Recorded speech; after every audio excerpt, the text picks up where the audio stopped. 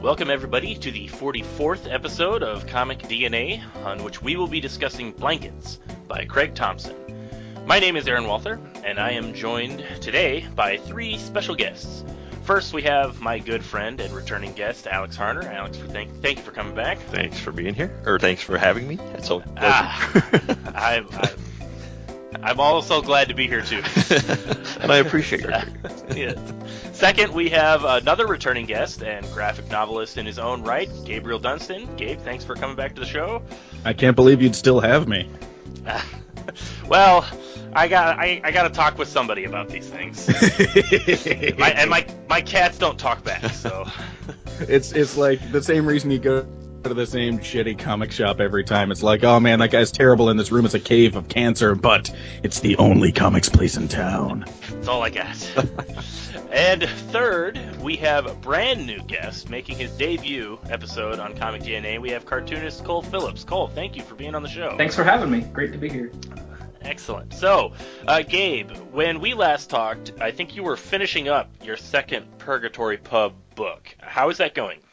It is all done. As a matter of fact, last night I finished. I sent the files off to the printer. Printer sent me back some proofs. I had to make some corrections, and as of last night, I finished all the corrections. I've already sent a check to the publisher, so he's bought the paper. The money has been spent, and I can email him the corrections tonight, and maybe get a proof back by hopefully the end of the week, and then click go. Oh, excellent! I'm looking forward to getting my copy of that book. I'm looking forward to sending it out. I'm just every single day. I'm like, 100 and some odd people must be mad at me right now. Me too, but for different reasons. And Cole, let's see. We met just last year at Heroes Con. Right. Cole actually just did a beautiful pinup for me for my webcomic, The Birdlander. Just getting a quick plug in there. Yeah, man. You guys should all go read that comic. Yeah. Cole did an awesome pinup of the main character. I really loved it. It was fantastic. Thanks, man. Yeah. What other stuff are you working on? Well, I've got, I don't want to say daily doodles coming out. That's probably a stretch, but almost every day I get doodles out on my Instagram account. And I have a comic, should be coming out sometime in the next couple months. I've been working with a group of people in Boston who are releasing kind of a Connects, sort of like Connects. It's kind of like Connects meets those little wooden models that we used to make when we were kids that you click the pieces together. The instruction manual includes a comic book with it, and I got to do the comic. So check that out, tinkaneer.com. It's going to be really fun. Very kid-friendly. That sounds cool. So, should be a lot of fun. As a quick note, Cole actually finished a project very recently for me. He's got a comic character, like a very spy versus spy. It's the burglar babushka and a police constable, and it's adorable. It's one of the it's like a sweet old Eastern European grandma who is also a cat burglar and a mustachioed British-looking constable with one of those constable hats. And it's very, very spy versus spy, and it's all silent, and it's wonderful, and I look forward to more of those. Also, yes, I've been reading those on Facebook. Yeah. He's been posting them. As if you're on Instagram, follow Cole right now because he has been knocking it out of the park. Well, while we're on that, then I'm at Ukulele Duck. Ukulele like the instrument, and duck like the bird. Like get out of the way, duck. Exactly. Or quack quack. Quack quack. Oh yes. All right, and Alex doesn't have any comic projects that he's working on, but he is an architect. Have you designed any Guggenheim museums lately? No Guggenheim museums. Chipping away at a apartment building, but that's just as exciting. That's just as exciting as the comics that Gabe and Cole are working on. I'm not sure I agree. But I appreciate that. Oh, sir, you haven't read my boring comic. But we kid. So I'm happy to have three fantastic artists on this episode because I really like Blankets. I'm just gonna throw this out there really quick. Like, I really, really like Blankets. It's not what I consider like a it's not what I would consider an art-heavy book. I think it is like true, real cartooning. The art plays an important part in the storytelling, but it is not like compared to Asterios Polyp, the book that we read a few episodes ago, Alex and I, where that book is so much of that book is all about the symbolism and the use of imagery in the storytelling, and it's not quite the same as in this book, but I think Craig Thompson has a really approachable style of cartooning with his characters and the way he builds the world. So I'm gonna get a lot of your guys' thoughts on that later on. But first, I guess I'm just gonna provide a little intro of what Blankets is for people that may not have read it. So, Blankets is an autobiographical graphic novel. I'm just gonna say comic. Does anybody object to me just saying it's a comic? No, I don't take offense. A million times no. Right. Okay. It's an autobiographical comic in which Craig Thompson details some of his childhood life growing up in an overbearing evangelical Christian home, as well as leading into his adolescent years and his first love. I read Blankets about 10 years ago, I think, shortly after it came out. Alex, you lent me your copy after you got it. And that had to have been shortly after the book first came out, right? Yeah. When did it come out? 2003, 2004? 3, yeah. Okay. I think it was right around 2006, because it was like right when I finished college that I read it. Okay. So close to when it first came out.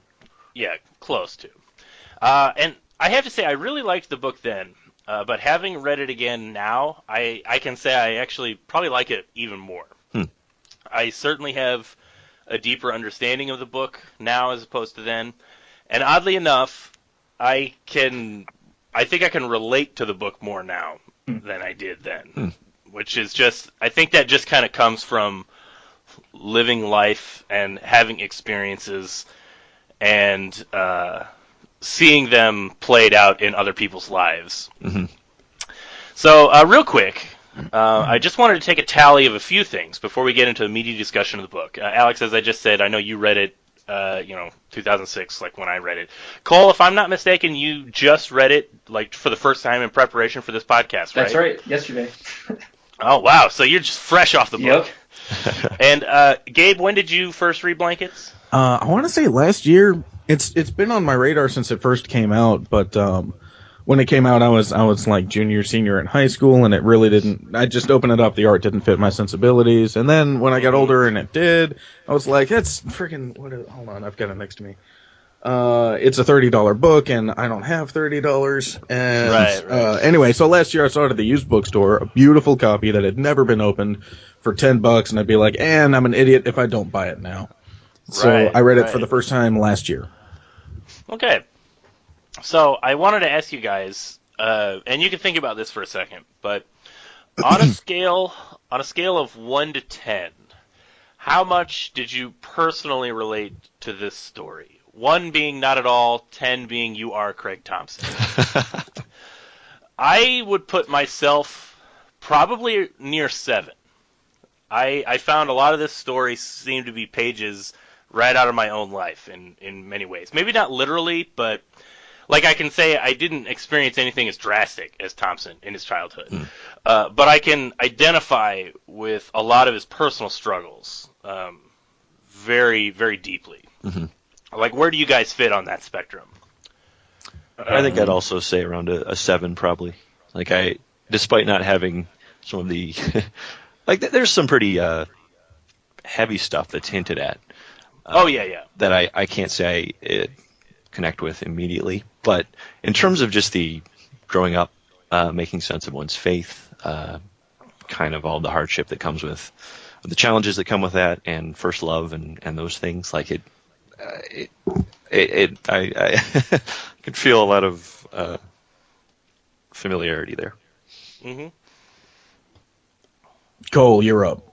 I would kind of hard to classify. I'd give myself maybe like a healthy 7.5 to a 9, somewhere in between there. Okay. Right. Like there was a lot of this that I directly connected with, especially his relationship with Raina through the story as that develops. Almost felt like beat for beat a relationship that I had in college with a girl, and was probably my first love. It's a little late in the game. I was 18, 19 by the time I got to college. But up until then, being raised myself in an evangelical Christian home, like I struggled with a lot of the same. I don't know what the right word is that Craig kind of alludes to in this, but like being uncertain of how to relate to other people for one thing, but especially to girls.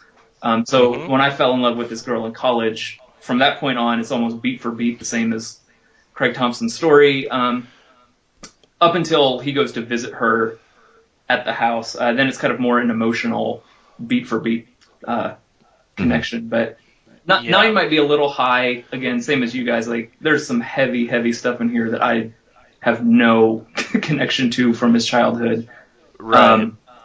But just the isolation, the bullying, kind of the insecurity that he clearly is projecting through this book. I connected a lot with that, or at least the younger version of myself connects with that pretty deeply. Mm-hmm. Gabe? I don't know. Like, I'm not on the spectrum. Gabe's like a 2. Okay. Gabe was the guy that was picking on, making fun of Craig Thompson. Gabe had the cowboy hat. It was like, get out of the way, and the mullet. Like, get out of the way, nerd. Ski jock.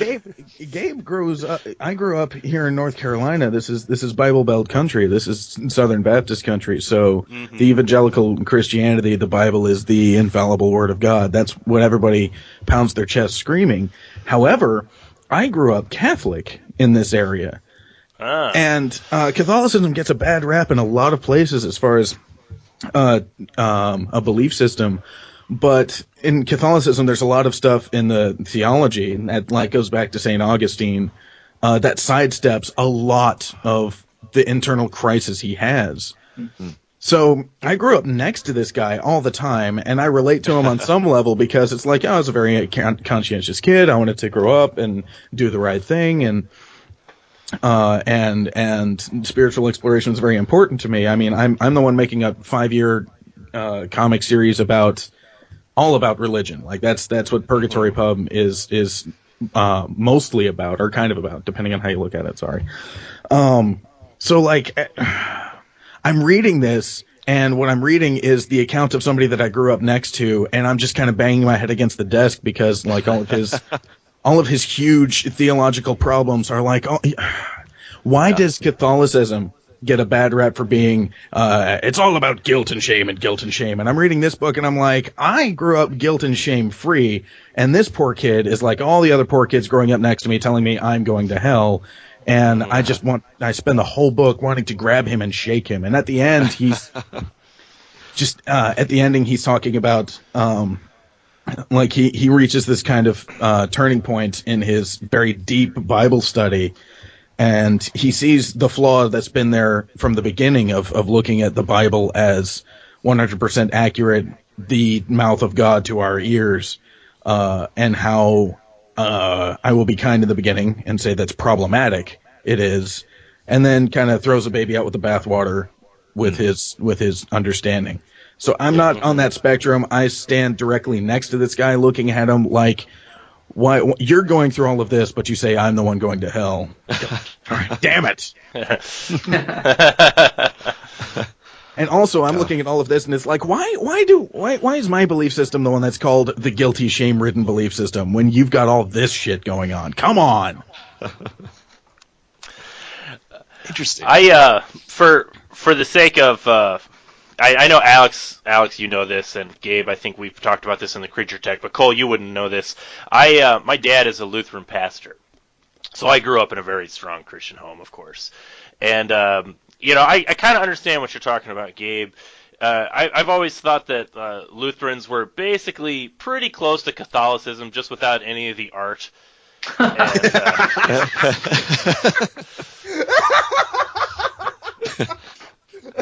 Oh, that's perfect. Oh, Aaron, I'm using that. That's all yours.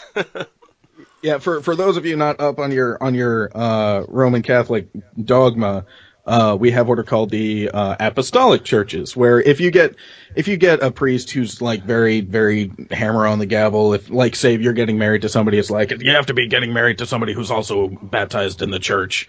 If they were baptized Lutheran, Episcopalian, Orthodox, and like a handful of others, then it's like, oh well, that counts because those are apostolic churches. So right. Yeah, they're closely related. Yeah. So, like, I kind of know what you're talking about because I went to a private school, and it was sort of like the catch-all for people that wanted to go to a Christian school. So you would have, it was like predominantly Lutherans in the area, but you would have, the occasional few Catholics that didn't want to go to a Catholic school for whatever reason. And then you would have... It's terrible. Yeah, that's mostly why. Catholic school and then worse. Don't do it. Especially if you want your kids to grow up Catholic. Don't send them to a Catholic school. Why would you do that? Right. And then you'd have like the outliers, like, you'd have, Baptists that they just don't want them to be in a public school, or I kind of fell into that. Yeah, I think that's where Alex was. Aaron and I went to the same high school. So, yeah. And I think there was I remember a few Pentecostal kids, Presbyterians, that's what I'm thinking. Those are very, very different. Very different, yeah. Presbyterians are some lovely laid-back folk. Pentecostals are not both of those things at once. Yeah, but so I have sort of had that view. I remember as a kid, Craig Thompson, he didn't really go into this in blankets. Like when he goes to he kind of did actually. This is what I was going to bring up. When he goes to like the ski vacation, mm-hmm. and you sort of start getting this like different view of how different people treat their faith, mm-hmm. and it's kind of like a weird shock because as a kid, everything is very, you're stuck with your family. You know what I mean? Like your family is your way of life, and Craig Thompson's family was a very specific way, that he's used to dealing with. So when they go to the ski resort and he just sees all these other people and they're just like, it's like no different than just being like at a public school in many ways. Mm-hmm. I can relate to that a lot. Like I remember kind of being in that situation where I'm like, who are all these like weird kids who are like also Christian but not, because they're not like the way I am. Right. Yeah, I understand that from an academic perspective from the outside. Just seeing somebody who's lived a very, very sheltered life, a very, very strictly regulated sheltered life, suddenly put in a position where anything deviates from the strict regiment that they're from. It always fascinated me how jarring that was for somebody, that the slightest deviation from their everyday daily life made them crazy. Yeah. I mean, it's an interesting thing to look at. But I guess like, I'm sorry, Alex, if you had something, go ahead. I was just going to say, it's interesting how this is a pretty intense portrayal of a very American small town brand of Christianity. Yeah, that's a good way to put it. Yeah. And we can talk about that more as we move through it. But it's a very specific brand of Christianity that, like you were saying, Gabe, there are points in it where I wince, where I'm like, oh gosh.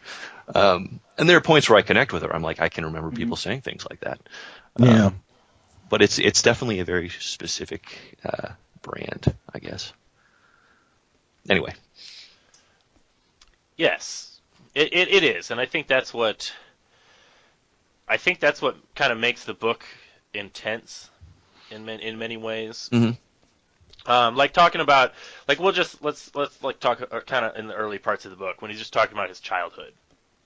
I mean, like I definitely identified with him, like sharing all the stories, like with his brother. I have multiple brothers, and although I don't recall ever having to share a bed with my younger brother, I have had to share a room, and so I know what it's like to have that like forced intimacy. In a way. Yeah, same here.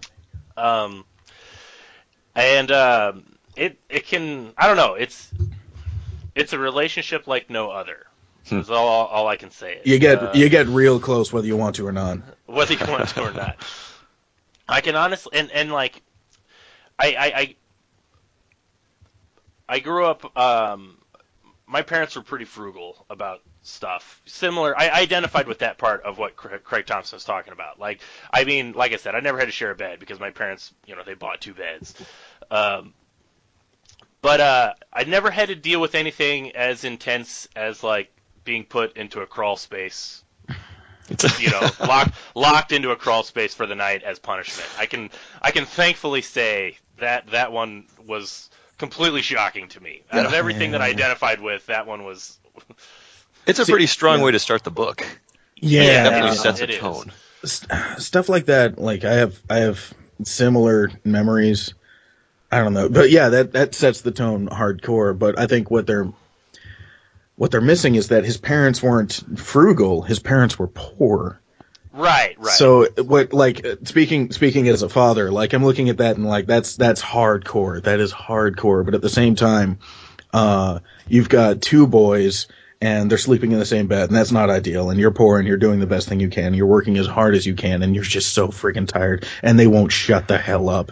So I could see both sides of that equation, and I've never had my father stuff me in a hole, but I'm the youngest of 5 kids, 3 of which are brothers, so I'm familiar with spider-filled holes. Right. On an unrelated note, I'm a claustrophobic adult, just throwing that out there. Just totally unrelated. Mm-hmm. I think, kind of carrying off what you said a little bit, Gabe, I think that's one of the things I had a hard time with this book is, take for instance, his parents is a great example. Through the entire story, what we see is his dad just being a jerk. Yeah, we're okay with cussing on here, right? Like, yeah, that's fine. The whole story, his dad's a dickhead, like just really a shitty guy. And the few moments we see him being tender are after Craig draws a picture on the school bus and they find it and they kind of have a quiet conversation. Even then, it's a little weird. And then later on, at the very end, he sees his parents dancing. But I kind of longed for a little bit more. I don't know how it's. I don't know if fairness is the right word, but just a little bit of shift of perspective to see what his parents' perspective is like, because presumably they are really poor, and all those things that Gabe just said come into play, and it's easy through the child's perspective to just see bad parenting. Mm-hmm. But as an adult, I can conceive of how difficult that would be. Like, I hope that I would never shove a kid into a crawl space. God forbid that I ever get that uncontrolled.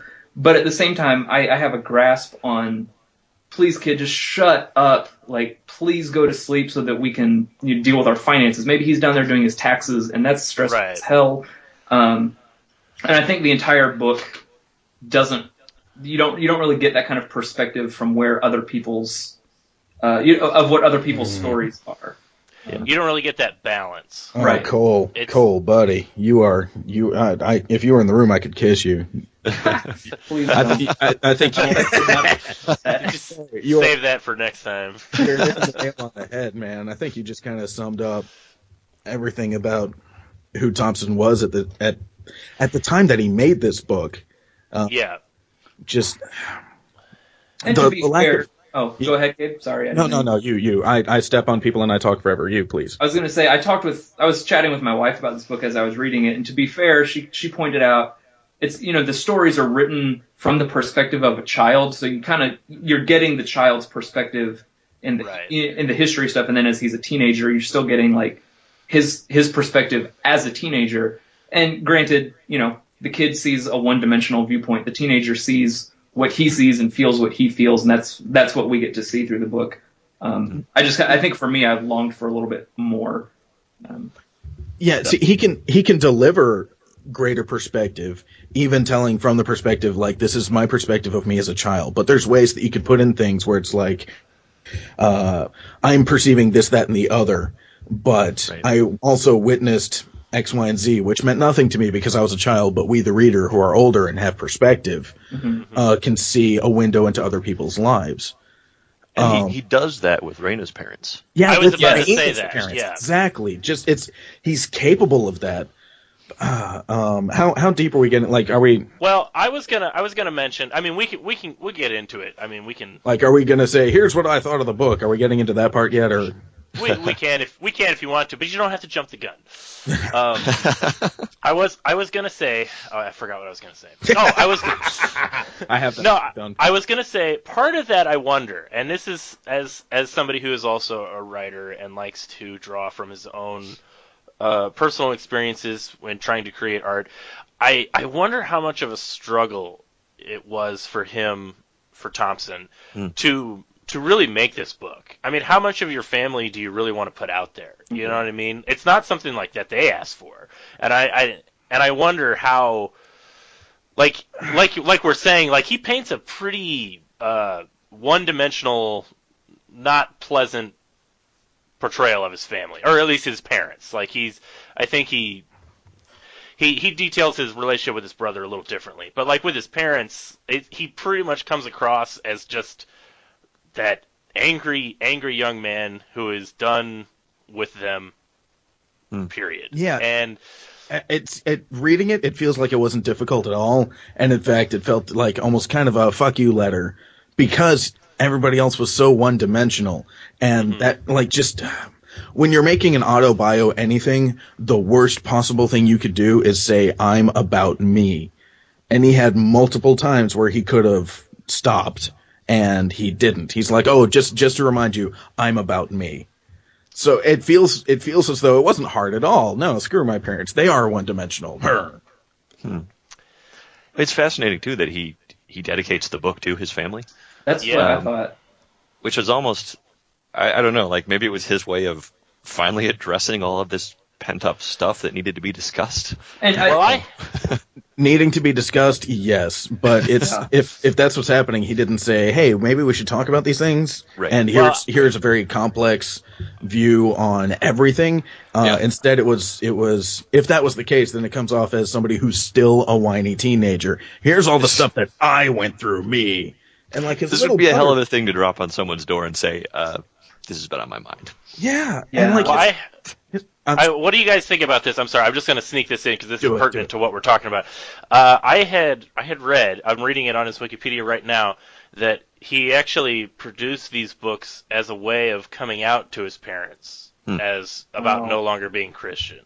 That I wondered when I got to the end of the book, because the first thought I had was, I can see how that would be desirable as an author, illustrator. Like, that's a really easy way to put your real feelings out before your parents. As a parent, I don't know if I could think of many things that are more shitty than getting a kid's comic book and being like, oh, fuck, like this is what you think of me? Exactly. Yeah, and it's not just something he dashed off. This is you have to write it, you have to draw it. It takes years to make this thing. And then this particular book goes on to be internationally renowned. It makes the New York Times bestseller list. It's got blurbs from Entertainment Weekly, Publishers Weekly, New York Times Book Review, Time Magazine. He wins the Harvey Award. He wins three Harvey Awards and 2 Eisner Awards for this. Yeah. So if like my daughter goes on and does this, be like, well, sweetie, I'm very happy for your success, but what in the fuck? Yeah. And there's a little piece I noticed. I actually had to run out and buy the book yesterday morning because I had a digital copy that only went to about halfway. And I've had that digital copy for years, so I had no idea that it wasn't the whole thing. No. But it's fine. But I noticed when I bought the copy from Barnes & Noble, there's a little blurb in the copyright page that says, where is it? The graphic novel is based on personal experiences, though the names have been changed and certain characters, places, and incidents have been modified in the service of the story. And when I saw that, I almost kind of chuckled to myself because it did make me wonder what in here is fiction and what's not. Right. Because, I understand that concept of changing things to make a better story. Obviously, writing a book, part of your intent is that it's going to sell, and I'm sure he was thrilled that he won all those awards, that it got the acclaim that it did. That's great. But it became a little harder to read all of it. I'm just trying to be nosy, maybe pick out what's fake and what's not, just because I want to know. But even then, like from the perspective of his parents, I would think of that too. Like if I saw my kid's comic book and there was stuff in it that the parents' characters do or that someone else does that didn't actually happen, my first instinct would be to get really defensive. Right. And be like, I never did that. I never said that at all. Yeah. Right. According to the Wikipedia page, like after this book came out, his relationship with his parents became extremely strained. And to my knowledge, they stopped speaking to each other. I can imagine. And what kills me is like his relationship with his parents and his surroundings growing up was apparently, pretty rough. But it's like you lived with a kid going through the same shit as you, and he figures into your story so little. It's like you can, and like there's that line at the end or towards the end where Rain is like, don't you have a brother? Don't you all live together really close? You couldn't talk to him about any of this? And he's like, oh, cripes. I mean, yeah, we don't really talk. He's got his friends, and it's from the outside, especially as an adult, it's like your little brother is more mature than you, dude. Yeah. Like, he sees much more of his surroundings and relates to them better than you, and it's not genetics. It's not just he is my parents Mark II. It's like, no, he's you. He's just the you that kind of came out of his own asshole a little bit and found the way to deal with his surroundings better. Yeah, I mean, I think there is a level of Craig Thompson in his childhood. He's just one of those kids who is not happy being in a small town country setting. Like, yeah, I'm sorry. Well, like I was just gonna say, like, regardless of like whether he wanted to do comics or whatever, he's the type of kid who was itching to leave for any reason.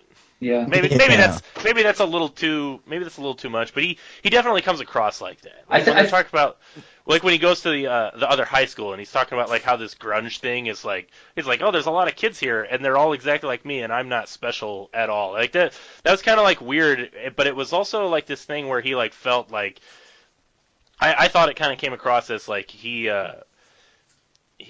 felt like he could be who he wanted to be elsewhere. Right. I kind of got the impression that he was that kid itching to leave the small town, but that didn't realize he was itching to leave. Like that's a good way to put it. You don't ever see him like wanting to get away. I think he has no idea that he wants to get away. It's just these feelings that are, as a kid, he's trying to figure out how to deal with them. Yeah. Right. And then when he goes to visit Raina, a lot of that kind of comes out. And from reading the book, it's like his brother has all the same feelings he does, but his brother deals with his feelings better. Mm-hmm. And like that's just kind of what bothers me. Yeah. Like it's I don't know. There's a lot of I'm gonna get weird. There's a lot of Eastern philosophy here involved. It's like think kind of the Buddhist situation. It's like there is only the now. You must make peace with the now. And his brother did. And part of doing that is realizing I don't want to be here. Accept I don't want to be here, but I am stuck here. Therefore, I must make peace. And his brother did. And over here we've got Thompson, who is much more up his own bunghole. It appeared apparently. What I got from the story is he's much more up his own ass, and he doesn't make the realization out loud to himself. And therefore doesn't make peace, and therefore stays up his own ass. I think a big part of his ambivalence toward his town and his life is a result of his faith, and maybe that's where he has to kind of work through that to realize why he's clearly a fish out of water. He's clearly miserable. But he's also in his senior year, and he's seriously considering going to seminary. It's like his brain hasn't lined those things up yet to make sense of it. Which I feel like. I'm sorry. You're absolutely correct, and it's mind-numbing because from the outside it's so obvious to us, which I guess is the point of his story. Yeah. I guess. For me personally, I guess I connect with that aspect of this story, that sort of growing up. Now, I was raised Christian. I'm still a Christian. But this feeling of... I'm not like these people. Yeah, and maybe not being entirely honest with yourself because you're so convinced that there's a moral obligation to think a certain way, and it might not even be a moral obligation. It might be cultural baggage that we think is moral. But go ahead. Sorry. No, I think that's all I was going to say. Go ahead. I was going to say that is when I finished the book yesterday. I actually texted Gabe. I was like, man, I am like bummed because the book is, it's sad and kind of brutally sad in some ways. But the more I thought about it throughout the day and processed the story, just in myself and with my wife, I was kind of realizing I like that at the end of the story, Craig is beginning to learn to be honest with himself, or maybe even beyond beginning to learn to be honest with himself. Like through the whole story, we see him kind of question or have questions about his faith and how they kind of come out in little ways throughout. And then by the end of it, when he renounces his faith, I guess is the right way to say it. But like he's at least being honest with the things that he feels. And as sad as that was for me to kind of read that, because there's part of me that wants him to end on a really hopeful note. I also have a lot of respect for that, like that he didn't choose to go to seminary, even though like he still is wrestling with these questions or something. And yeah, I think that. Go ahead. I was just gonna say that was something that I definitely understood and identified with. He is a person. The way he identifies himself throughout the book, he is somebody who is like very obsessive. He is always constantly obsessed. He's obsessed with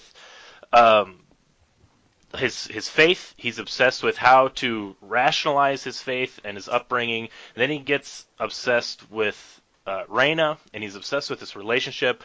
And he has this problem where he's like, it feels like an obligation to him with Craig. I think that once he comes to terms with the fact it doesn't matter how many different ways he looks at the Bible, how many different ways he tries to interpret it, or where his place is in the universe, the fact that that's not who he is, I think that was probably the most cathartic like growth for him, like to just sort of come out of that.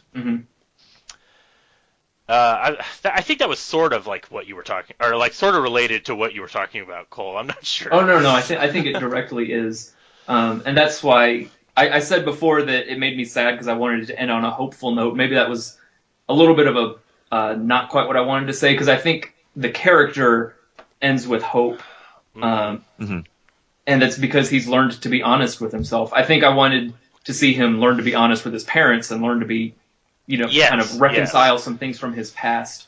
But at least he ends being honest with himself, and that there is, a ray of sunshine on the horizon for the future of this character. I think when I finish the book, it's just, the whole book as a whole is just devastating, emotional.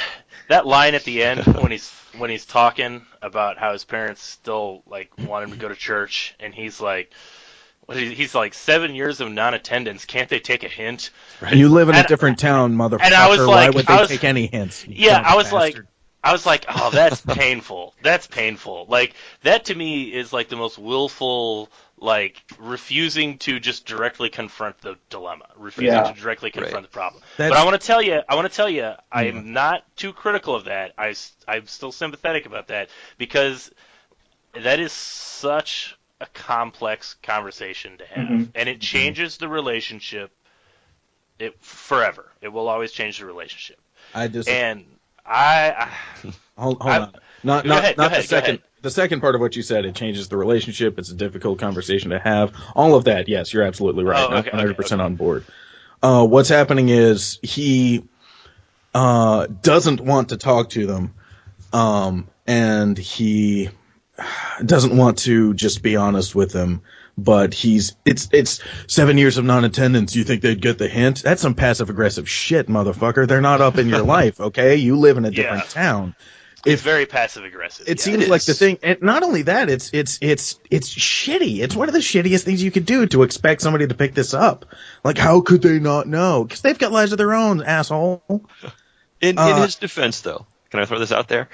if Sure. he's been raised in an environment where people aren't willing to have maybe the word is vulnerable conversations, that doesn't make it okay. It doesn't justify the passive aggressive stance toward his parents, but it makes it really hard. I mean, if they've never had an honest conversation, that's a Well, see, like I've got, I think almost everybody who's got parents that I've ever spoken to has some part of themselves or their lives that it's just like, I don't know how to bring this up with my parents. Here's something that he doesn't address in there. It's like, you know what? They don't have to know. They don't have to know. You don't have to talk about it. You can just kind of let it go. There's ways that you can, like, that's a perfectly acceptable decision to make. I'm a grown-up now. I don't have to share everything, and I choose not to share this thing. And if they bring it up, I will find ways to skirt the issue. And if they ever just back me into a corner, then I'll have the words and the reasons in my head. And if they back me into the corner, then that's them saying, I really want to have this moment of honest vulnerability with you. Like, I can't handle the not knowing anymore. And then, okay, fine, let them have it. But it's perfectly acceptable to say, we're just not going to talk about this. This is just not something that's going to come up, and it has nothing to do with the way we're going to relate to each other, because that, as a grown-ass man, that's the decision I make.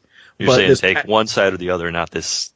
Exactly. This passive-aggressive in-between is, I am still a boy. I am still an adolescent child, and I am still about me. I would make the argument that that possibly is what he is doing. I mean, looking at it from a meta standpoint, that's not what he's doing by releasing the book, but as a character in the book. Yeah.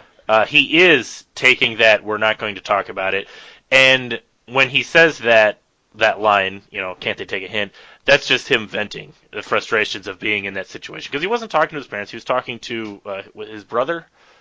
At that point, it's just a thought bubble. Oh, it's just a thought bubble. It's So it's completely internalized. He doesn't even say it out loud. Correct.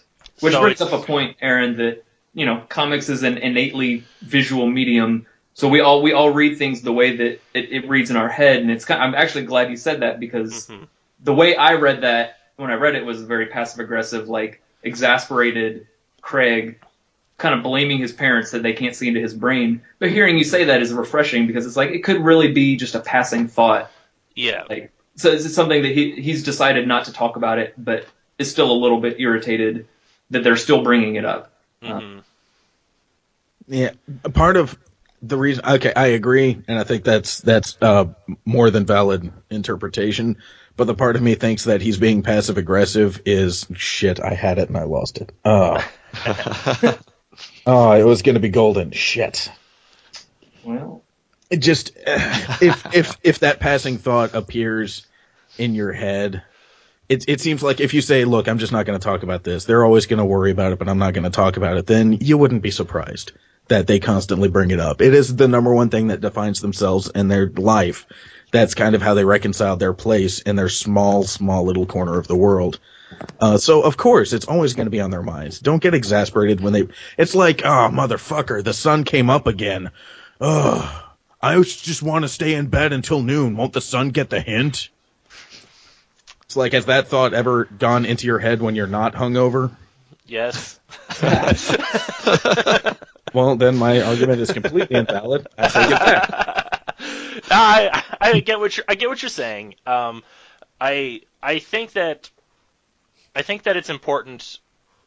You can look at the ending in two ways. You can look at it as, like I said, this like the meta narrative of, was that line, did Craig write that line so that when his parents read it, they would like feel bad for like, this the way their relationship is, or was he telling a story, and was he just having showing you the internal thoughts of somebody who's going through this situation that is very much the same thoughts that pretty much a lot of people reading this book would have or do have in that situation. In that sense, I guess what I'm saying is I think it's important not to read too much into it and attribute it to Craig Thompson personally. Because it is a story, and it's a story based off real events. It's autobiographical, but it is still like a story with the intent to like have the reader relate to something. Yes, but I noticed that the reader is given nothing to relate to but Craig himself. But admittedly, there's a lot of people who are who grew up feeling isolated and insecure and passive aggressive, and that moment right there is relatable to people who are like that, who are in a similar place where Craig is, regardless of whether or not that's where, I don't know, the ideal place where someone could be, or where even where someone wants to be later on. Like, right. And actually, I'm looking at that page right now. One of the things I love about it is you have, Aaron, you mentioned that this isn't an art-heavy book. I haven't read the one that you mentioned before. I'll have to check that out. I love the artwork in here. Oh, I do love the artwork. I should clarify. I don't want to sound like I'm dismissive of the artwork. Okay. I think it's really beautiful. I think it's phenomenal. I understand what you mean. Like it doesn't rely on the artwork entirely for the story. There's a lot of written dialogue and stuff. Yes, I love his drawing style. But that page where he says that there's the top panel is his mom and him with his arms around his parents, and they're chatting, and then they ask him about if he's gone to church yet. And in the panel where they ask him about if he's gone to church, he's turned into this little ghost figure. And he's down at the bottom with his thought bubble. I love that because, looking at it, what I see is his realization that his parents at that moment have they have their version of him in their heads that he identifies no longer with. Right. Yeah. And that actually probably is one of the best pages of the book. Like artistically, it's a really good page. See, I disagree that it's not art heavy because he uses visual metaphor so often, and when he does let dialogue or narration do most of the telling, his images give us so much more information. Like for instance, it's towards the end. This guy is talking. He's like, "Craig, don't go to art school because it's a terrible den of sin." Blah blah blah, and I noticed he took some time to put details into the people that are talking to him. Like the one girl who's like, "Yeah, Craig, you need to go to a Christian school." And this supposedly takes place in the 90s, but she's got her hair feathered and wearing a full denim suit like it's the 70s, and she's got the 70s rimmed glasses. To be fair, it's the 90s in Wisconsin, which is basically like what the 70s were for everyone else. That's kind of what I'm pointing to. Is like it's. I think it's very. I'm sorry, Wisconsin. Don't be sorry. If it's true, don't be sorry. I wish Kevin were here. If it's just. Like, when the dialogue and when the narration is just giving us the story, he'll put little visuals like, this is the culture that I live in. These people still think it's the 70s on some level. Like, just there's this incredible cultural arrested development that's taking place, and these are the people who are speaking to me right now. And his visual metaphors, like the real him is at the bottom and the ghost him is the one that his parents are speaking to. Like, that happens all the time. Like, this is a graphic novel in capital letters because this is my personal interpretation, but I feel like his images carry the book every bit as much as his artwork did. Like when his little brother's getting stuffed in the hole, like you see these little demon looking things in there waiting for him, and then when he's like getting further in, they're all grabbing around him, right? And lots of stuff like that happens. Or like when he's about to spend his 2 weeks with Raina, and he's trying, he wants to be a good boy, and he's never had any discussion with any adults. It's like, here's how you are around girls, particularly girls you like, and still be the upright citizen that you want to be. He has no idea how to be around girls, so he's sitting there thinking, oh, please think chaste thoughts, and then there's Raina, and he's way into her, and then the line from Song of Solomon, which for the uninitiated is the part of the Bible that says, hey, all kinds of sex are badass, just throwing that in there. The Song of Solomon rolls in there like, fuck this girl now, and the artwork like changes into like something that's very, very stiff and jilted into something that's like much more beautiful and flowing. And this is coming from Captain Line Work over here, so I'm like, oh, such beautiful lines. That's true. Maybe I'm being a little unfair when I said that.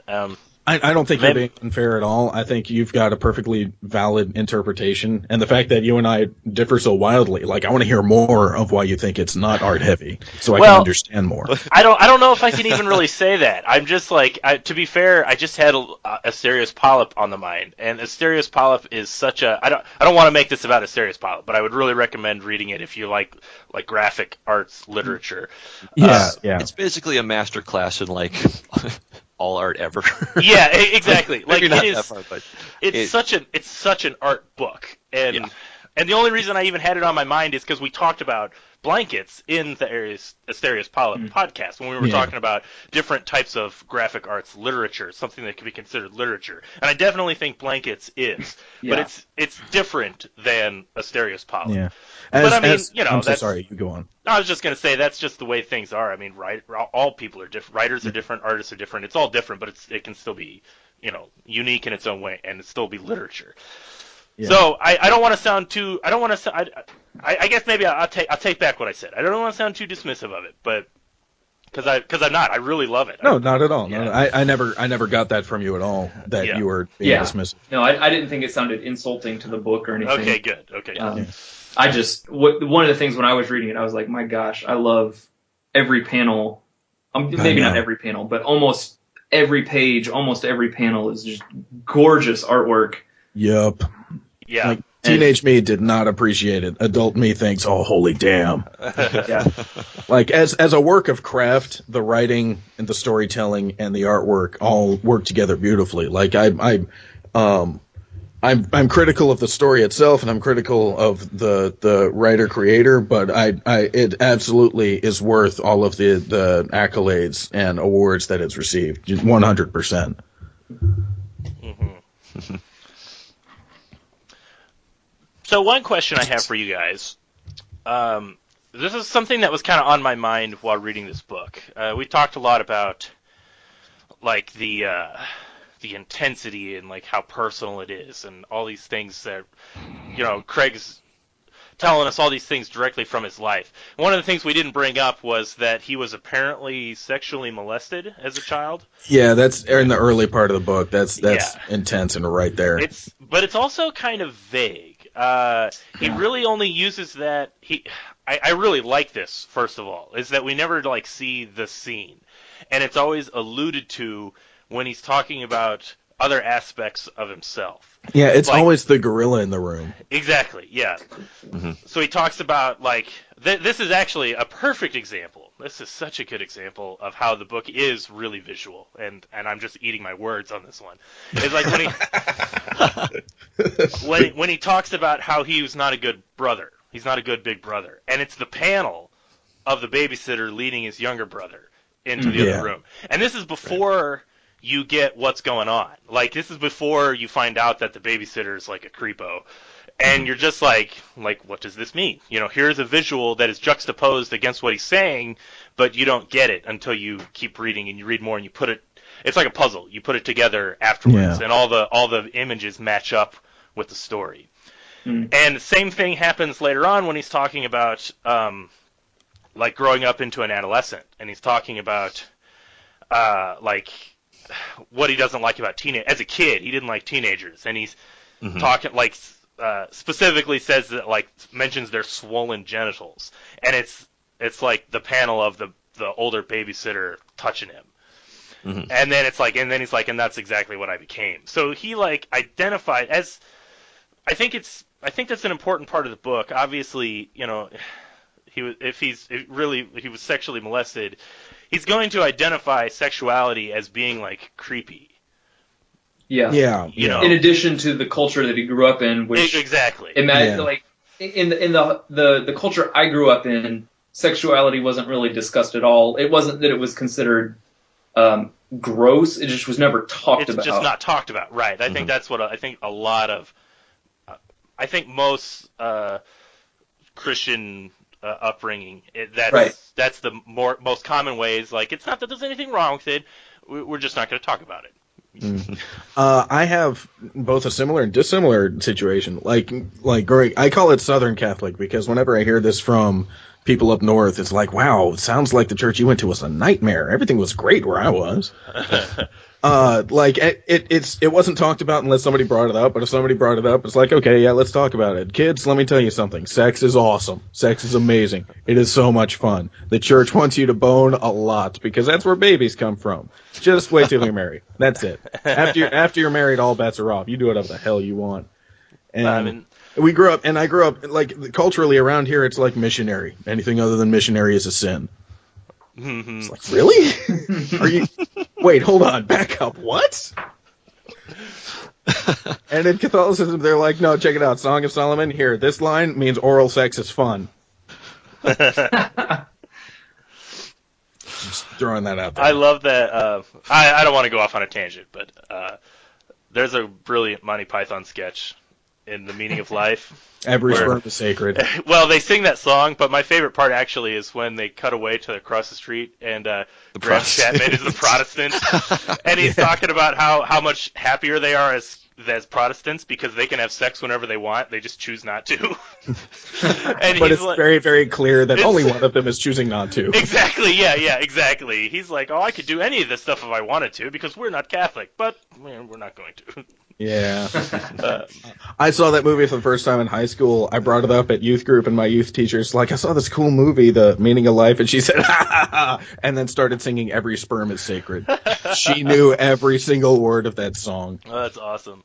And there's the difference between your life and Craig Thompson's life, because in Craig Thompson's book, if that happened, in fact, when he's drawing pictures, is kind of an example, like his teacher starts almost laughing at him, being like, drawing pictures in heaven. What the fuck are you thinking, dummy? Oh, yeah. Yeah. Just like so humorless and sad. And of course, like in this story, Craig Thompson's parents and everyone in that town would look at The Meaning of Life and be like, "Oh my God, we have to ban that movie. Like we can't." Right. Yeah. And that might speak to a lot of why Gabe, have difficulty connecting with the character through the book. Well, I presume it kind of sounds like you do. I'm going to just jump in. No, that's 100% correct. Like I grew up next to this guy, and not Craig Thompson, but just like people like this. Yeah, this character is an archetype. It's like I grew up next to hundreds and hundreds of these kids, and just fascinated by what kind of bullshit are you allowing yourself to go through? Who is this help? What is wrong with you? And what made it like where Craig is in the book. Like he lives in a small town. It's him, and then it's the people shitting on him, and that's it. And where I grew up, it's like it's much more of it's a much larger town than where he lives in. It's much more of a metropolitan area than where he grew up. And I'm like, there's no matter where you're coming from in your life, what you're going through spiritually or emotionally, there's so many people that you have access to that can help you through it. For God's sake, just ask someone, anyone. Damn it.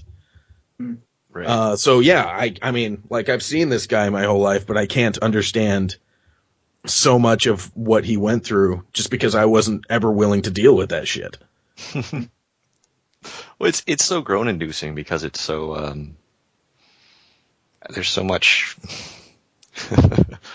potentially loaded statement coming. There's so much ignorance around him that kind of makes all those situations they can't really be addressed. I mean, there was a weird line where he talks about in the summer, and this didn't really have to do with religion, but it sort of helps paint a picture of the world he was in. He talks about it being summer and how their parents wouldn't open the windows because it would let the heat in and it wouldn't get out, and how that's... That seems like a metaphor for something. They wouldn't let him run the fan. Well, yeah, not just not running the fan, but like... If you want to ventilate a house, you open the window so there's cross breeze. Right, yeah. You don't. It's like this weird old-fashioned idea of, well, once the heat gets in, it doesn't get out. Like, what? Like, that's not science. Right. Yeah, because it didn't sound like he was talking about there being AC on. It sounded like they didn't have an AC. It was super hot, and they weren't allowed to open the windows because more heat would get in. Like that's just backwards. Mm-hmm. So then you sort of extrapolate that kind of ignorant small town I don't think there's other things. I don't think there's anything controversial about that. Just it's like, no, this is he's swimming in the sea of ignorance. There's a lot of well-meaning people in his town, but hot damn it, they're dumb as hell and they're not going to learn because they don't want to.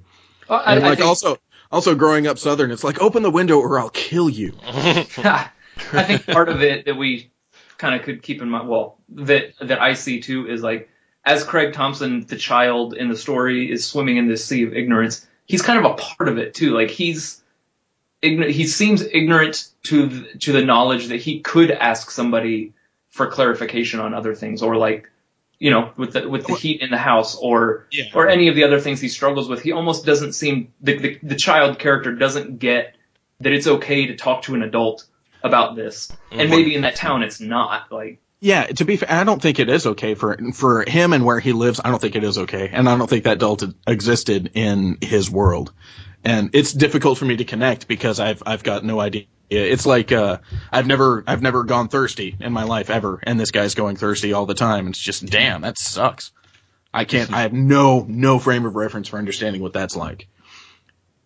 For an example of ignorance, this is supposed to be groan-inducing, but this part of the book, I laughed out loud in a quiet room all by myself. He's at church, and one of this guy that keeps showing up, he's one of the adults. He says, Craig, I'd highly advise, that is, I warn you flat outright, not to go to art school. Yeah. My brother went to art school, and they made him, finger quotes, draw from life. You know, he had to draw people, but they, whisper, didn't have any clothes on. It was like running right into the arms of temptation. Soon he couldn't get enough naked people, so he got addicted to pornography. And then that wasn't enough either, which led, and he gets choked up and starts weeping. I'm sorry. Which led to the next logical step. And the woman came up next to him and said, killing people? Yeah. I fell over. Just like, this woman thinks that's the next logical step? And he says, that's part of the joke, isn't it, though? Because then the guy says homosexuality, and it's like drawn in a way to show that is worse. That's even worse, yeah. Yeah, it's even worse. And on top of that, it's like homosexuality isn't the next logical step either. That's sad. That's so awful. And that's probably the part of the book. Yeah, that's the part of the book that I think that felt most like a cartoon. Yes. In that, I don't want to say it was a straw man, because the fact of the matter is, those people do exist. Those people exist 100%. Yeah. Right. See, like, for me, that's part of that, like, that part of the book let me know it's like, this isn't I'm laughing, but it's like, this isn't a joke. This is his town. These are the people he lives with. Like, that's the moment in the book where I'm like, there is no one. It's him and his brother. Right. Which kills me kind of more so in a different way. It's like, mother, you've got a brother. He's right there. Why did you lose touch with the person you did have access to, that you are constantly around? Yeah, he doesn't really touch on that. He just sort of drifts away from his brother. And I think, I don't know, just speaking from my own experiences, I think that just sort of happens naturally because he was going through puberty and through adolescence before his brother was. And he just, not to like play into Gabe's criticisms, but that is certainly the time when he's going to get most wrapped up in himself. You know, no, that's when he becomes a teenager, he no longer is interested in kids, and he's too busy freaking out about everything that's going on with himself to even try and be friends with his brother. Mm-hmm. And it's true, and I agree. But his brother, they had separate bedrooms. They were in high school together. It's like once the brother crosses that threshold, then that's when siblings really rediscover each other. It's like, oh man, now we can finally talk about the stuff together. Especially being in the same school, they know all the same people now. Well, I think that's what we, to some extent, want to see happen with Craig and what was his brother Phil. Yeah. But I think I can in some ways empathize with the Craig character. Maybe empathize isn't the right word. Sympathize. I don't know the difference. But where like we know that he feels like he was a shitty older brother, and he feels somewhat responsible for the fact that his little brother suffered the same kind of abuse that he did as a kid.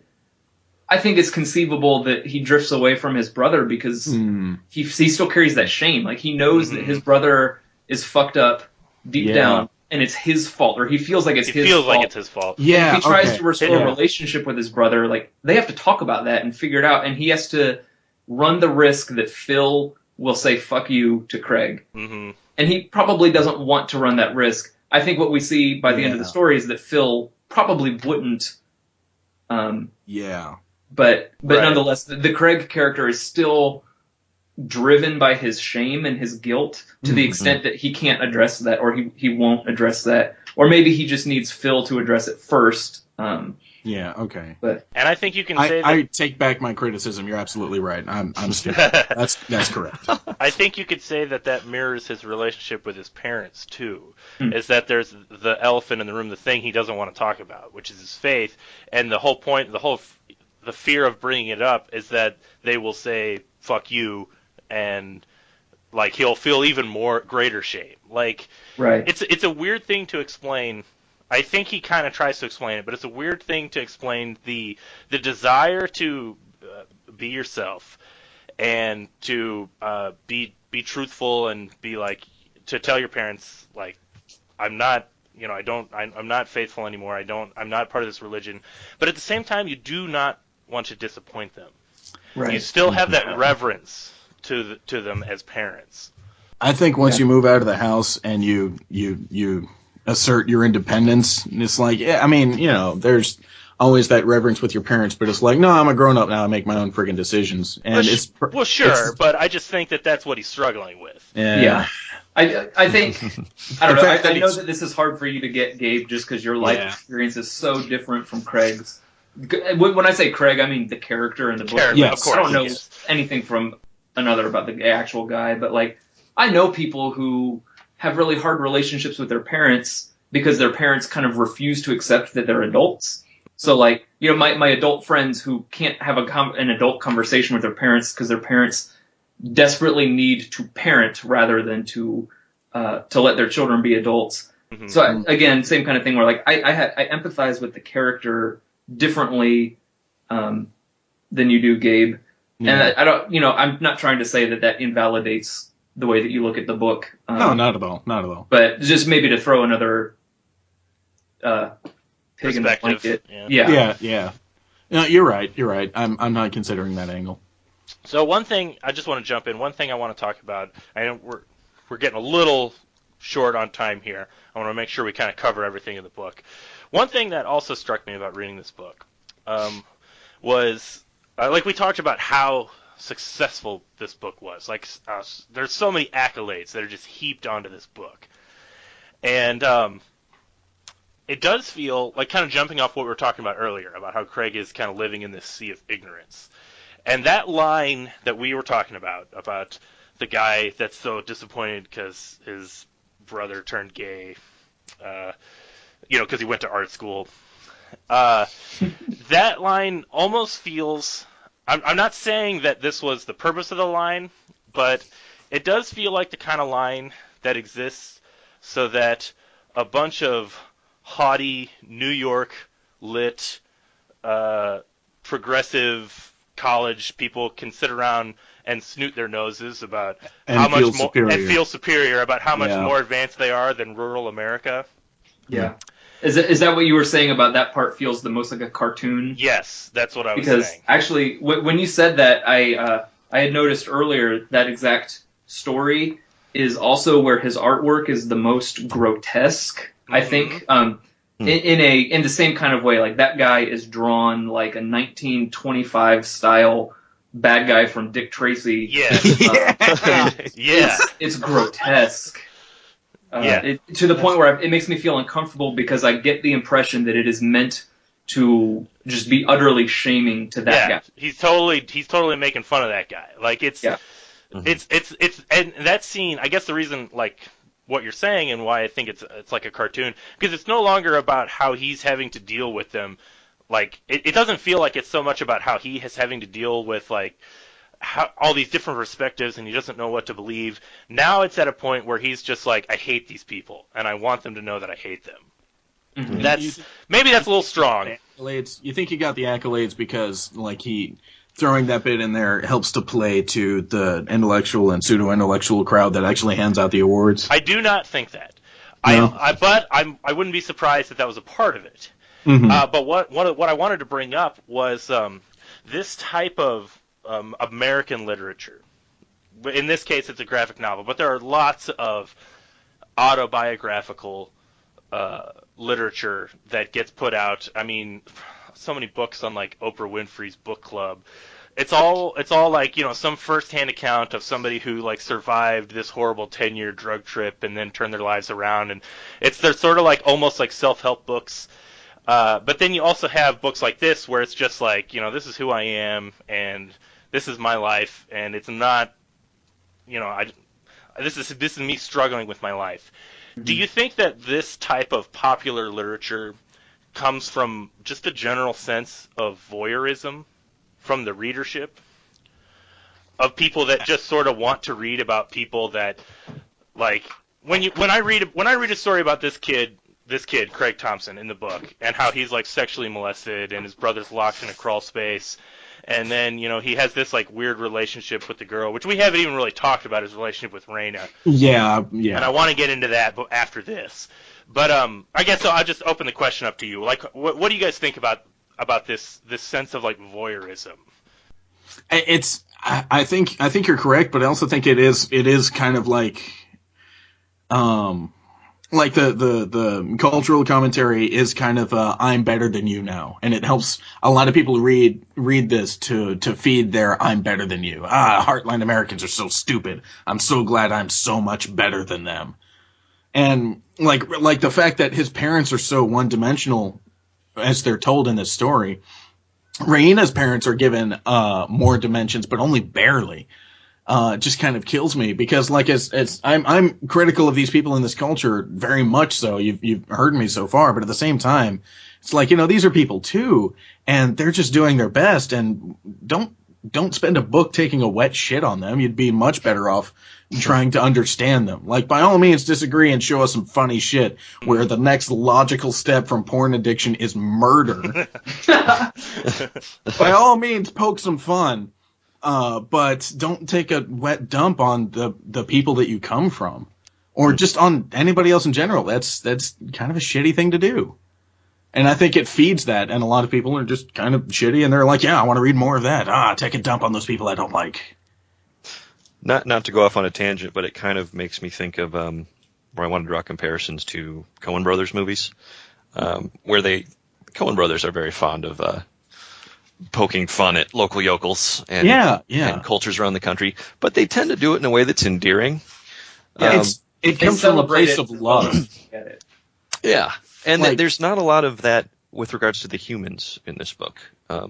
Mm-hmm. I think he does it with landscape. I feel like he really appreciates the Midwest landscape. You see that a lot. Mm-hmm. But the people get kind of the short end of the stick. Agreed. Like, in the Coen Brothers movie, you've got Fargo, which is like, look, the people that the main character works with are not all that bright, but she's very bright, and it's just, no, here's the culture of the town, and they're good people. And then you've got Oh Brother, Where Art Thou? Like, I come from a very southern family. We're watching that, we're dying laughing because like my grandparents were like, yeah, that's our lives. That's where we lived. And they would explain like little cultural tidbits that you wouldn't know unless you were from here. It's like, you see that at the end where they're running him out on the rail? He's about to get tarred and feathered and probably lynched. Like that guy may not live through the night. Just throwing that out there.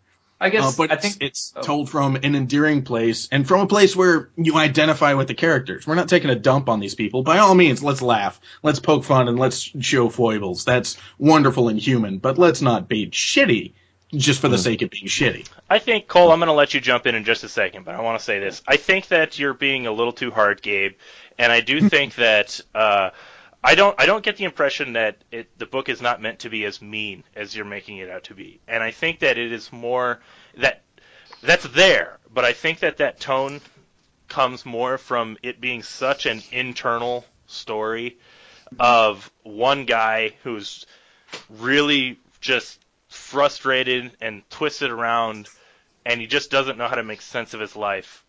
Mm-hmm. And that to me, maybe I'm giving that as an excuse, but like to me, it doesn't sound like he's being malicious with like how one-dimensional he's portraying them, but more or less, it's just how he It's a teenage autobiography. It's a teenage autobiography. Yeah, exactly. I think it just comes from a place of his own ignorance, in a sense, and just his own frustration and inability, like his impotence, even his inability to just understand and deal with these people. I see where you're coming from. I have a rebuttal, but we need to get into it later. Yeah. Cole, what's up? Well, I forgot what I was going to say initially. Oh, yeah. Sorry, man. No, it's okay. It was about the Coen brothers things. Just like the difference is that to me, in the Coen brothers, you're rooting for those people the whole time, even while they're being poked fun at. And here, you're kind of not rooting for the outside characters. But at the same time, Aaron, I think you bring up a great point that what we're getting in this book is Craig Thompson's perspective, and that alone. And it, like you just said, it's a teenage autobiography, so we're getting a teenage perspective of the world that's around him. And I think that is really relatable to a lot of people. And I don't know, I don't know Craig Thompson. I don't know if he was trying to be malicious or not. And sometimes it feels like the way he portrays other people is meant to be malicious, but sometimes it doesn't. Sometimes it just feels like he can't see the other side. I guess that's what you said, Aaron, that it comes from his own ignorance of the people around him. We've got 9 minutes left before certain of our members have to go. I would like to bring up just the reason that I still cling to I think Craig is being very much I'm about me is because the person that he is the rudest to at the end of the book is poor Raina. And she figures so heavily in this novel and informs so much of his life. And then like in the opening, he tells about him, where he's from, his brother, what they go through, what makes up his personality. And then we get this window into Raina's life where a lot of characters outside of him become three-dimensional. And then they leave each other, they break up, and it happens in a very teenage way. And we see it from the outside, and it's like, oh, that's shitty and sad, but those are teenagers, and that's what happens, and I get it. But then she's never brought up again. It's just like, no, she's dumped. She's gone. There's no more of her. There can't even be a mention of it at the end. And like the reason it's I'm about me is because he spends the first part of the book saying, here's the lens. And then the middle, most of the second half of the book, viewing somebody else's family through that lens and really, really growing and allowing us to grow and allowing us to see a very real family that is much more interesting than him, with people going through much tougher shit than he's going through. And then as soon as he leaves them, they're just dropped. Like the adult who's making this book drops them, throws them away. It doesn't mention them again. He's got all of these special thanks at the back of the book, and it's like, you couldn't throw poor Raina a bone, maybe give us a line that says, tried to look her up, see where she was going, see how her life went, nothing happened, or maybe just throw like, hey, special thanks to Raina. Something. I'm going to hard disagree with you here, Gabe. Lay it out, sir. I want to hear it. I think the important thing, I don't think he's rude. I think it's really important to understand that his relationship with Raina is juxtaposed against his relationship with God. And his rocky, like in the story, this is what makes this book literature. His inability to make his relationship work with Raina, his long distance relationship, after she told him that she broke up with him. After she said, like, I still want to be friends, but like we can't be together because I got all this stuff going on with my life. But they'll still write and they'll still sort of have contact. It's a relationship that's not a relationship. Yeah, and that's what his relationship with God was. It was a relationship that wasn't a relationship. He didn't really have faith. He wanted to. He couldn't figure out how to make it work. And he realized that he was just killing himself. And it was just more and more painful every day to try and have this relationship with Raina when he knew it wasn't a relationship. And he had to finally make an actual decision and say he had to take the next step and grow up and basically say, we can't do this, and I have to say goodbye, and this is over. And that mirrors his coming to terms with him renouncing his faith, essentially. Same thing. He understands that he doesn't have what what he wants to have. He doesn't have what people expect him to have, and he needs to just take that step, make the decision, and move on. Mm-hmm. And so I think you're looking at it from a very like personal aspect, like as like the characters, like you're just the way you described that, Gabe. I think you're looking at like just two characters interacting, but I think that in the context of the metaphor of what the story, the themes of what this is about, which is isolation and obsession and finding your place in the world. I think that was I don't know if I mean like in the real I don't know if Craig Thompson has ever tried to have like follow-up contact with Raina or whatever her name really is, but even if he did, I don't think it would be appropriate to put it in the book. I haven't considered that interpretation, and I think you're correct. Like I think like I saw Raina, and I'm like, here's a character who is interesting and who's going through some. You're having trouble with being an isolated teenager. Congratulations, welcome to humanity. Right. Here's a girl who's going through some real shit, and some real rubber meets the road Christianity shit is going on over here. And then you leave this, what I found to be a much more interesting story behind, that you had so much more to learn from than you did. So it's a lot of, you're absolutely right. I'm looking at characters and story and not looking at it as a parallel metaphor for what the main character was going through. Right. Mostly because I decided I didn't care about the main character anymore. Right. It's like, wow, this Raina chick is infinitely more interesting and is infinitely tougher than you and is going through some stiffer shit. How about you quit? Like, this is your get out of your own ass moment, sir. Oh, you didn't take it. Oh. But I mean, there's nothing he could do for Raina. Like, no, that's true. He was completely impotent when it came to Raina's problems. I mean, in a way, he did everything he could do. Yeah. And said thank you, and that was kind of the moment where the relationship was more or less done. Right. Like, what do you think? Well, oh man, I just cut off Alex, man. I'm fine. Go ahead. I'll return to it. Okay. I'm sorry. This is the whole part of the story I think I resonated with the most. Again, partly, entirely because of a relationship I had in college where almost the exact same thing happened.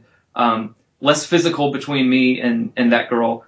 That girl. She eventually became my wife, so fuck yes. Wait, so that's very different from... right, but let me explain. Okay. So during college, we were best friends, very, very close emotionally, and at a certain point, it got to the same as where Craig was, where it's either you're in a relationship or you're not, and if you're not, it's nothing. Like, you can't do this, and that was that's the call that I made at that point in time was, like, we can't just keep being just friends. Like, this is not working for me. Mm-hmm. This is killing me.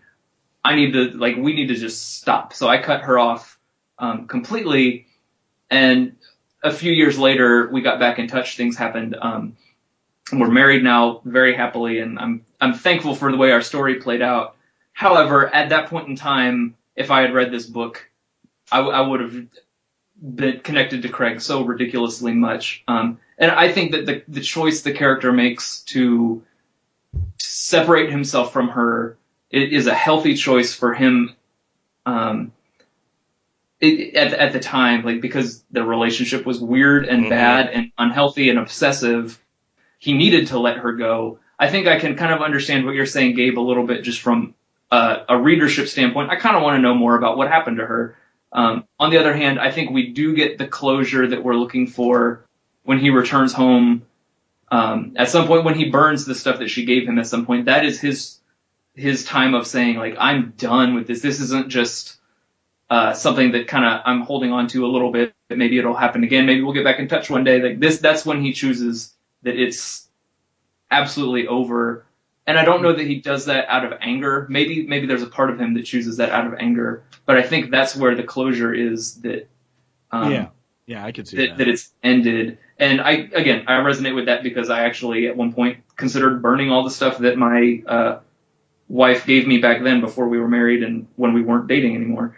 So that actually resonates strong. I see what you're saying. Alex, what were you saying before I cut you off like an ass? No worries, man. No, I think I think Cole just said what Cole just said was excellent and probably summed up anything I was going to say. But I think the handling, the very delicate handling of the relationship with Raina, juxtaposed with his faith, is what makes this story extraordinary. And it's there are parts of it where I still have, like, rereading it. This is the first time I had reread this entire thing since just after school.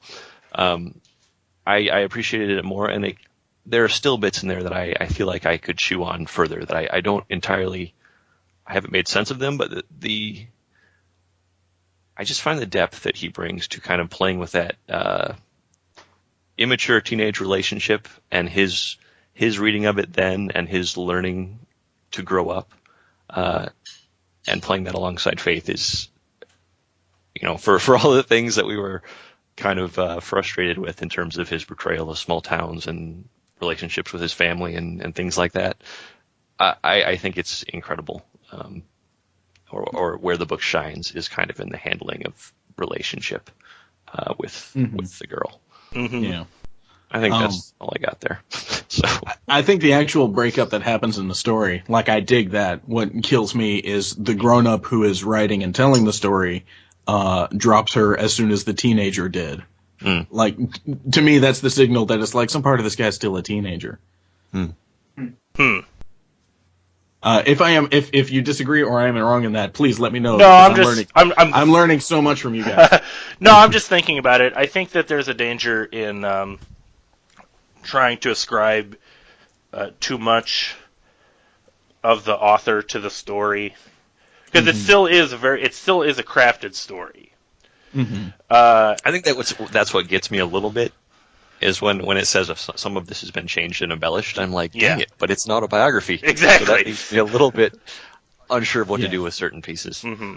I heard from somebody, every autobiography ever was written to make the biographer look better, with only one exception.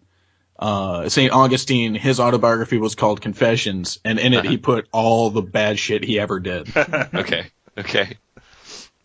Interesting. Mm-hmm. Yes, I think I don't know. I don't know if I have anything else to say on the book. I mean, we could probably discuss a lot of the intricacies of it further, but I think we've pretty much summed up, I think, what you, Cole, and Alex were just saying about the beauty of how the relationship is handled. I think that really does sum up the book. I know, Cole, you got to get going here, so any last thoughts that you have? I was thinking about what you said about Asterius Polyp, and not to keep comparing the two, but because I don't really know where that comparison comes from, other than just... No, I see it. I absolutely see a comparison between the two. Yeah. They both seem like two of the more literary and impressive graphic novels to have come out in the past. That's true. Just in 15 years. In size, scope, and ambition. Yeah, I feel like Blankets is more poetic, and Asterius Polyp is maybe more academic. Oh, absolutely. But they're equally thoughtful. 100%. That's a good way to put it. Yeah. As an aside, Cole, Asterios Polyp, one of the greatest comics I've ever read, especially in terms of storytelling. I've got a copy. You want to borrow it? I'll next time we see each other. Cool. Sounds good. Yeah. Put me up. Excellent. Well, I think that's going to do it for this episode. Thank you, everybody, for being on the show. Cole, thank you for doing this. Yeah, man, it was a blast. Anytime you want to come back, I want to have you back. We'll talk about any other book you want. Cool. I was about to ask if you take suggestions. Absolutely, yeah. If you got great. If you got any suggestions, hit me up. We'll do some episodes. Awesome. So, thank you everybody for listening. My name is Aaron Walther. You can find me on Facebook. You can find me on Twitter at AAWALTHER. That's AA Walther on Twitter. And you can read my ongoing webcomic, The Birdlander, at www.thebirdlander.com. We update 2 pages a week. Please check it out, give it a read, and preferably give me money, but I really would prefer if you just read it. You don't have to give me money. Gabe, where can people find you and your stuff? Find me on Twitter at PookeyG, POOKEYG. On Tumblr is gabedunston.tumblr.com. My portfolio website is firelightsmedia.com. And on Instagram, I put just the random drawings that I make, and it's at Gabe Dunston Draws at Instagram. All right, Cole? On Instagram, again, I'm at Ukulele Duck, like the instrument and the bird. On Facebook, my page is Ukulele Duck. I don't know. I think it's just that. I don't think there's a fan page or anything. And my portfolio is colephillipsart.com. Excellent, excellent. And Alex, I don't believe you want weirdos on the internet looking for you. Well, I have a portfolio page at alexharner.com. Oh, that's right. I don't have any current... I'm mostly revisiting old projects at the moment, so nothing new to share.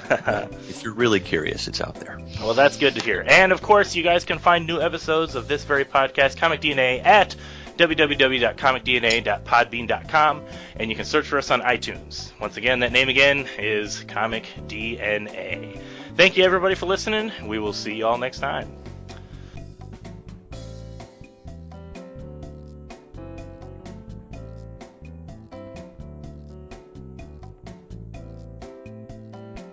Hello, all you Comic DNA listeners out there, and welcome to the secret hidden track behind the Blankets episode. Cole had to leave, and we were forced to end the episode where we did, but after he left, Gabe and Alex and myself continued talking for a little bit about the book and also some of our own relationships and how we related to the book. So, I've whittled out all the most pertinent parts, and we're just going to leave it here after the episode proper. I did not know that about Cole and Brooke. Like, he mentioned it once or twice, but we haven't gotten into that conversation. Oh, yeah? Yeah, just as a brief aside, Cole's wife is cool as hell. Oh, okay. Well, awesome. She'd have to be. She married her. But yeah, I almost was going to bring that. I let Cole have that. I was almost going to bring that up, but I didn't really want to get into this discussion. But like, one of the things that I really identified with the book was that I had also a similar relationship to Raina and Craig, and I had that exact moment where he writes her to tell her goodbye, that they can't keep talking like that. I did that, and I was, and it's like, but I almost went into this because that was one of those things that the first time I read the book that hadn't happened, and then I went into this awful relationship, and I had completely forgotten about this book, and then when I was reading that, I was like, oh my fucking god, like this is what happened to me. Yeah. I did some dopey shit in relationships, and I also had weird hang-ups about, it's just like, I don't know, it's like I'm physically attracted to this girl, I don't know what she's into, and I don't know how to broach the subject with her, and also I'm trying to stay a good boy. But like, that's as far as it went. Like, the specifics that went into their relationship, of all the dumb shit I did with girls and all the stupid pining that I did, that particular barrel of sad, I sidestepped. Yeah. I had all other kinds of barrels of sad, but not that particular one. That's good. What about you, Alex? I can't remember, you mentioned the relationship situation. Yeah, He's married now. I'm married now. Congratulations. Thanks. I also didn't want to bring that up, but I was the only single guy on the podcast. Well, I could have made it extra sad when I was like, yeah, you guys all got married, and here I am relating to a guy who can't form a relationship. Oh, my God. No, I think it... Oh. Aaron, no. Man, that's no. That's comedy. That's comedy. I'm just playing. I think it hits on something really important that a lot of, I assume people, but we're guys, and I'm a guy, so I can really only speak to the guy side of it. Of course. That, that age from like, I don't know, mid to late high school to like early to mid 20s, like, you feel harder around those times. Yes. And, that you're psychologically capable of complex emotions for the first time in your life. Yeah. And when you have one for the first time, it is the deepest thing you've ever had ever. Right. And sometimes it's really hard to, come to terms with that or let it go or whatever. Or have any perspective at all. Yeah. So I think, I don't know, it's another thing I really like about this book. And I worried when I was going to read it. When I read it, the first time I read it, I was 22 or 23 and maybe just starting to pull out of that time. And I thought, I'm going to read this and it's going to be melodramatic and I'm going to hate it. And actually, I felt like with a little more perspective, I appreciated it more because it was a good observation of how your brain works when you're at that age. Mm-hmm. So, I don't know. Anyway, I had I had a relationship in college I needed to learn to let go of. I think that's, I don't know, I think that's a shared experience for a lot of people. Obviously not Gabe, but... No, you just honestly, avoided that. I have no idea how I avoided it. I was such a putz when it came to girls for so long. I don't know how I avoided that particular problem. Just this is tearing me apart. I need to cut all ties and run. Actually, my first love in high school, she kind of started ignoring me, and then I brought it up with her multiple times, and she kept saying she was sorry, and it never stopped. And then she dumped me because I got too needy. And being needy, I was just like, "Hey, could you talk to me when we're in the same room?" Is that and just in my head, I couldn't put, as an adult, it's like she was going through her own shit. The relationship wasn't working for her anymore. She wasn't that into you. She just wasn't mature enough to say that and then cut me loose and say, "Look, I can't do this, and it's not your fault." Right. And I wasn't mature enough to say, "Hey, you dumb bastard, you're not getting what you need emotionally from this girl. You should walk away." Mm-hmm. I stuck around trying to no, this will totally work. I could totally make this work. And then she dumped me, and I'm like, she should really kind of apologize for the shitty way she treated me. Why did she do that? I need some kind of closure. Closure was the word. And adult me wants to go back and punch him in the face. Look, you dumb bastard, you're not going to get it. It's not going to happen. Yeah. She's not going to own up to what she did. And honestly, she's going through her own shit right now. You are so far below her. You're right. She was shitty to you and you don't deserve that. But you are so far below her pay grade at this moment. You need to move the fuck on because you're the only one suffering about this right now. Right. That's as close as I ever came to just that this is killing me. I need to walk away. Yeah. I think you summed up the basic the basic progression of those feelings pretty well. So. It's like, you dumb bastard. I notice every time in my life that I have an epiphany, it starts with the words, "You dumb bastard." Yeah. So what was y'all's? Are we trading stories? Because I'm interested now. Oh, I don't. No. Mine was actually pretty much exactly the same as Craig's, except it wasn't physical at all, and that's what makes it even more depressing. I can relate to that. That was my college relationship actually, which it's almost more damaging. It's tough because I get being with a girl and having that moment and then being like, I want this to be forever. But for me, it's I felt like I never even had that moment. I just kept expecting it, and then it never happened, and then you kind of just hang around waiting for it to happen. Oh, it was rough. It's awful. I was in this awful. I was in this weird friendship with a girl. She I don't know. I mean, it's weird to look back on it retrospectively. I am pretty positive that I don't want to say she was leading me on, because I'm sure she was, I don't want to ascribe any malice to it, but we had a close friendship, closer than just casual friends. Yeah. We had a very close friendship, and there was a moment where I kind of laid out how I felt, and she politely said she didn't feel the same way, and I was like, okay, well, we'll just be friends then, I guess. And then it was hard because she wanted to carry on the relationship exactly as it was, still being really close. Mm-hmm. And I was like, I can't keep being close with you if we're not going to actually be close. Yeah. And she didn't really understand that. And I don't know. That's the friend zone that supposedly doesn't exist. It's like that's what it is, right? You there. know That's what? And it's like I don't even want to bring that up because that's such a loaded word, and that's it's so vilified by certain people, and it's so it's used as a crutch by other people, and by such sad sacks of crap that don't understand. And I think that when you really get into it, it's a little bit more complex than that. Like it's not just it is.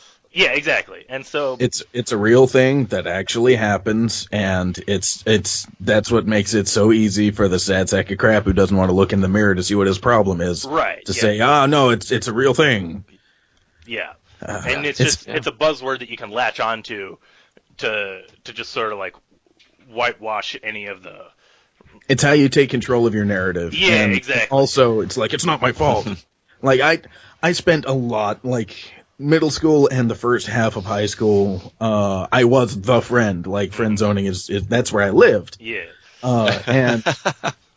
And it's if you're in the same position, relationship wise, 1 time bad luck, 2 times really bad luck, 3 times you're the problem. Yes, exactly. Yeah. So after a while, like I guess that's part of how I sidestep the problem is like just I hadn't had that realization. It's like the problem is me. I'm going after the wrong people. Mm-hmm, mm-hmm. And that was like the epiphany that I had, where I was just like, I gotta just cut this off and stop trying to pretend that it can be something that it's not. Mm-hmm. And she can understand that. I would like to think. And there is absolutely a complicit act from the other person. Like it takes 2 to engage in that relationship, and it's absolutely a relationship of one giving and one taking. Yeah, like I said, she knew how I felt.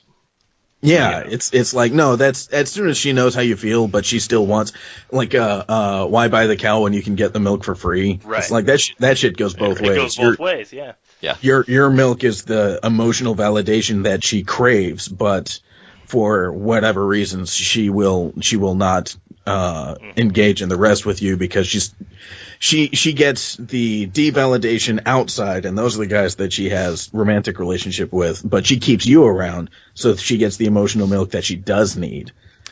Yeah, so it's like I want you to stay here at arm's length where you'll just be when I need you so that I can keep on doing this harmful thing. I'm going to harm you so that I have what I need to go out and harm myself continuously. Because this is great. This is a perfect arrangement. I think the danger of talking about it like that, though, is ascribing or it's implying any sort of like malicious intent. Not just malicious intent, but even like a knowing understanding that that's even what's happening. I think that a lot of this happens on a subconscious level. Yeah, no, you're absolutely right. I'm just a critical little douchebag. Well, I mean, and my it's like if your moments, malfunction, if your malfunction hurts somebody else, I don't care what your problem is. Your malfunction is not allowed to hurt anybody else. Right. If you're malfunctioning and you're in pain, then man, that's awful, and my heart goes out to you. But as soon as that malfunction spills on anybody else at all, it's like now you're the ass. Yeah. On an unrelated note, I look at myself in the mirror and say, I'm an ass on a pretty daily basis. I think I'll probably I'll put this whole little conversation as like a secret hidden track after the podcast. I'll be like true confessions of Aaron and Gabe for the dedicated listeners. You gotta click around and find the Easter egg. I mean, for me, I dated a girl in college who,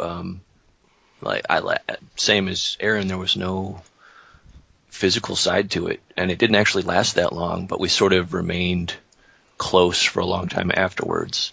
And I guess I relate to that part in Blankets where he says I love you and she says your words intimidate me. Yeah. Or whatever. Then continues to say I love you too like a friend. Yeah. Don't want to cut off your story, Alex, but I've literally been told that. I've literally been told that I'm too intimidating. Yeah. I think he hits it. He nails it. He hits the nail on the head. It's a very astute observation about relationships. Mm-hmm. And as a grown up, I see her perspective. It's like she's going through some real shit at that moment, and you're true. all like, "Oh, I can't be without you." It'd be like, man, that is pressure, and she doesn't. Oh yeah, and it's she desperately needs a friend, and she like if you could be together, if you could be in proximity, then like you would totally be boyfriend and girlfriend. But right now, what she needs is a friend.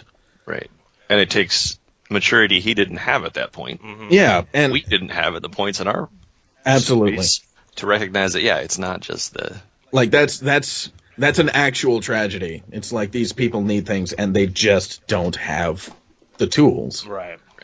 And that's sad and unfortunate. Yeah. But the grown-up could have maybe mentioned that, just throwing a little line in there. You would have appreciated that. Oh man. Yeah, I mean I understand that perspective, what you're saying. I don't know, I still think that like too much 2020 perspective, or not 2020, retrospective like narration might have somehow made it less pure. I can kind of see that. Like because then you're not in it, then you're aware that you're out of it. Just watching. Like that's what I'm saying. Like if he was constantly like, this is what I was dealing with and this is how I felt, but now I understand that this is what it goes on. It actually kind of builds another barrier between the reader and the writer, where now the reader is no longer discovering this about himself. He's being told how this guy felt. Whereas with it being like just like this pure Craig Thompson just being like, this is what happened to me, and it made me feel ways about things. When I read that, I can be like, it's like I'm having my own awakenings, and I'm like, wow, this is similar to what happened to me, or I relate to this in this way, and this makes me think ways about the things that I've done, and how and how my life has gone. I think, I mean, not to say that wouldn't be also could be there if he was having a more taking a stronger hand in like retroactively kind of explaining things or offering a more adult perspective. But I think that definitely would have changed the tone of the book. Yeah.